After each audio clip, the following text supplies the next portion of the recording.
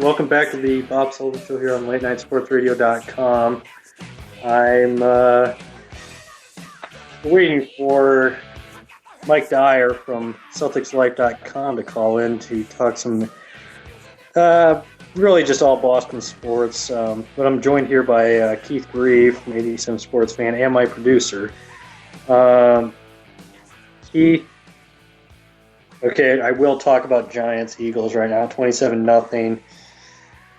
Victor Cruz, torn patella tendon. It just couldn't get much worse right now for, granted, they're on a bit of a run here, but that's not a good sign for me as a Giants fan, is it? Well, it's really disheartening because they have been on such a good run the last couple games where they looked like they were really playing good football and maybe like on the road back to respectability. But to show up in a division game, albeit on the road, to show up in a division game and be losing 27-0, just it's a kick right in the nads. Mm-hmm. Yeah, it's. I know this all too well as a Giants fan. It's really kind of just tread water as a fan. I can't. I don't get too high. I don't get too low. I just kind of. These Eagles games usually tend to be like pulling teeth. I've lived through too many Donovan McNabb games against the Giants. I know what it's like against the Eagles. I know there's either a blow. There's shit always goes wrong against the Eagles. I just know it too well. So I'm not going to overreact to this, but the loss of Victor Cruz is huge. And the Giants in division aren't really great. It's always, a 3-3. I'd be happy with a 4-2. It's just one game. Get it out of the way, and hopefully it gets better from here on out. Yeah, it's it could always be worse. Bob, you could be a fan of the Buccaneers. Yeah, or even the Redskins in the same division. Yeah, it's But you think about the Tampa Bay Buccaneers, and there's just no hope right now. And the Tampa Bay newspaper posted an article today with all the players pretty much explaining how they don't know how to play their own defense. Yeah, it's like it's week 6 now. There's got to be some kind of clue. Well, and it makes you want everybody. I was at a birthday party for somebody, and they were talking about how. What was it? The Steelers. They lost to the Browns this week, and I was like, well, they lost to Tampa Bay. They almost lost to Jacksonville. What do you expect from the Steelers? And then the Buccaneers are just god awful. There's a lot of. I can't believe how many bad teams are on the NFL right now. There's more. Usually there's more average teams than there are bad teams, but this year it seems like there's far more bad teams than there are average teams in the NFL right now. Yeah, and the thing about the NFL is in another 4 weeks, that list will be completely different. This is the Bob Sullivan Show. I have Mike Dyer on from CelticsLife.com. Mike, how you doing? What's up, Bob? How's it going? Sorry I'm a few minutes late, One of those things. Sunday night, sometimes things get a little out of control, but I'm really happy to be joining you. Well, it probably got out of control as the Patriots started off rough this year, and now you have back-to-back games, 37, 41 points. How does it feel right now, knowing Brady? You and Mark Van Heusen were talking about how Brady, we shouldn't panic just yet. With Brady, this was 2 weeks ago, and then he has the good game against Cincinnati. He has a good game against Buffalo. With Brady right now, what's Boston like with Brady? Well, 2 weeks ago, people were freaking out about Brady, but I was never really one of them because we were really talking about one terrible game against Kansas City. He played pretty decently against Miami. They lost. He played well against the Vikings. They won. The Oakland game was ugly for the whole team. It was a close win. Brady didn't play great at all, but there's really one horrible game by the whole team, and all of a sudden the window's closed, and Brady's done, and all this stuff. And I didn't really buy into it. I was definitely worried about things like the offensive line, Danny Amendola, complete no-show. So there's things to worry about. But the Brady stuff was like sports radio Mongols who had nothing better to talk about, and they decided just to, I guess, really cling to that for a few weeks. There was definitely some panic, though, in Boston. You're right. It just was not coming from me. With Brady, I mean, and this Patriots team, really, I mean, the first time they won the Super Bowl, that team was not a world beater by any means. I mean, it was a huge underdog against the Rams. They weren't even they shouldn't have even gone to the Super Bowl, actually, with the Charles Woodson play, the tuck rule, that they shouldn't have gone to the Super Bowl. They go to they win one of the bigger upsets in Super Bowl history until the Giants beat the Patriots. Don't mean to rub that in, but you look at. Yeah, thanks for that, Bob. I always appreciate when people bring up that Super Bowl. Okay, but you look at the Patriots. I think they're better off going into the playoffs as kind of an underdog because they always go in as, this team high flying offense. It gets cold, and they don't show up. The offense does not click as much in New England, Baltimore, these AFC cities that are always in the playoffs, as well as it does in the regular season. What do you think? Do you think it's good going into the playoffs as kind of an underdog now versus going in as the favorite all the time? Well, they've gone in a lot of different ways. You're right. Normally they are one of the favorites.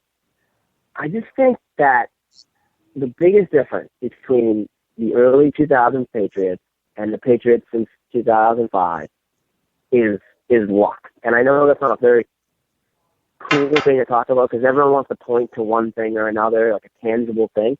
But think about how lucky they were in 2001 and 2003. There were so many different individual plays that they don't win the Super Bowl with if the play goes the other way. The Vinatieri ridiculous kick in the snow, the tuck rule play. There were several plays in the Rams game that Brady made on the last drive, just barely ducking out from underneath a sack to dump it off to J.R. Redmond. 2003, John Casey kicks it out of bounds. They got very lucky to win 3 Super Bowls. And then in 2005, it just flipped. The switch flipped, and they've been incredibly snake-bitten in the playoffs. They could have won a Super Bowl in 2006 if they converted 1 3rd and 2 against the Colts. They don't. The Colts score a touchdown, and the Patriots would have killed the Bills that year, or the Bears in the Super Bowl. 2007, there was 10 plays.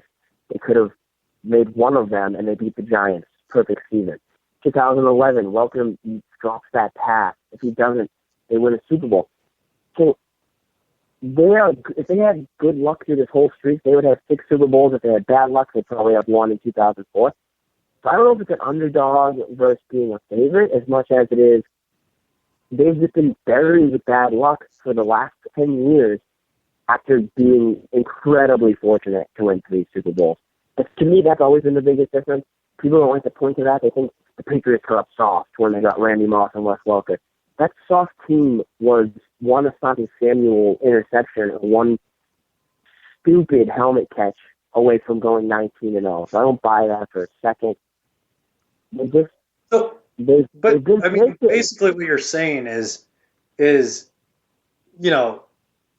Super Bowls, whether it's spread out, they get 3 and 4 years basically. And, but 3 Super Bowls seems about right for the amount of good luck and bad luck they've had. I mean, granted, the last one came 10 years ago, but it seems about 3 Super Bowls with the luck and bad luck. They've earned those 3 Super Bowls, That's exactly what I think, yeah. But with, the Raiders, they get screwed when Siragusa falls on. Who's had worse luck, going into Super Bowls than the Raiders? You have everything going against you with Gruden and, Bill Callahan selling all his secrets to Gruden in that Super Bowl, according to Tim Brown. But you look at what's his name, Siragusa landing on Gannon. They get the bad luck of Gannon tearing his shoulder up. They don't get a chance at the Super Bowl against the Giants. They would have won that Super Bowl. It's just interesting to see, how much good luck and bad luck, really comes into the factor of the NFL. It's like one of those things that people just refuse to acknowledge almost. Teams win championships when they're tough, and they lose them when they're not, or they're chokers. And I'm not saying that never exists, but people just ignore how lucky some teams have gotten through certain runs and how unlucky other teams have gotten. It's one of the biggest factors that comes into play. There are things outside of your control, little plays that either go against you. There's no way the helmet catch would have happened in 2001 with all the breaks they were catching, but it happened in 2007 and they lose. I do 100% agree with you. 3 is the right number. 3 is how many championships they deserve. You could convince me, I guess, 2 or 4. I think both of those would have been pretty fair as well, but 3 is a good number for them. And like you said, the Raiders, how much bad luck they've had. So yeah, it's not a popular thing to talk about because you can't. It's not something you can reach out and touch. It's not an idea that you can really talk about and have it make sense to people because it's luck. It's outside of your control, but it exists. And the Patriots had the best luck in the world for 4 years, and they've had the worst luck in the NFL, in my opinion, in big games over the last 9 years. I had Chris Cooper on in the first year of my show. I don't know if you remember him, but Chris Cooper from the Raiders who took steroids, and he was in the Balco scandal. Okay, and yeah. He went to the University of Nebraska Omaha, played football here, so I was able to make that connection and get him on my show. And he was like, the 2 things I won't talk about are the tuck rule game and the Balco scandal. And I was like, okay. And then during my show, I brought up the tuck rule game, and I was like, you didn't want to talk about this, but,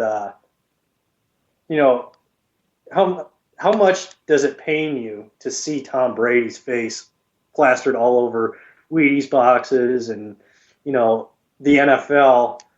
And what do you think when you see his face after that tuck rule game? And he's like, I just think that he's a lucky son of a bitch. And I was like, well, and he's like, because his story would not be what it is if it wasn't for that tuck rule game. Because the legend just started to grow out of that game and that season, because it was just a magical season. They had a bad year the next year, and then he took over the following year and finally became, an elite kind of quarterback, I guess, so to say. Yeah, I don't think Brady's career can be pinned on luck.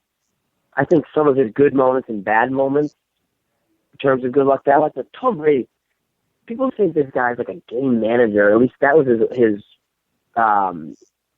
what people thought of him before 2007. The guy has a phenomenal arm.